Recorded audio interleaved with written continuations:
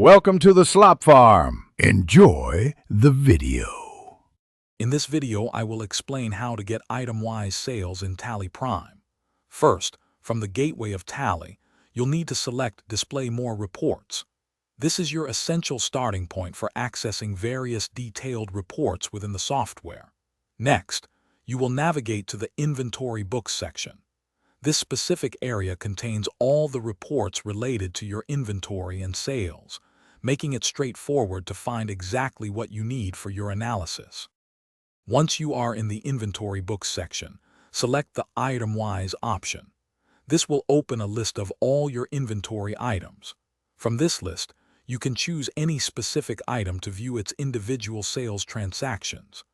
This detailed view allows you to analyze the sales performance of each product, helping you understand which items are selling well and when.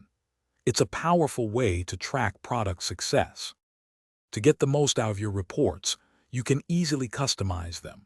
Press the F2 key to change the reporting period, allowing you to focus on specific months or quarters. For more detailed customization, use F12, the Configure option, to add or remove columns like quantity, rate, or value.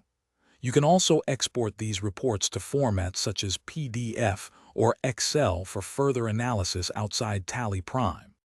For even deeper insights, consider grouping items by category to see consolidated sales figures across product lines. You can also utilize the Columnar Report option for a comparative analysis of different periods or items side by side.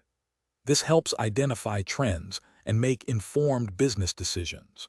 Remember to check the description below for a link to a highly recommended book that can truly change how you think about money, as well as other exclusive deals. Thanks for watching. Consider subscribing if we helped you today.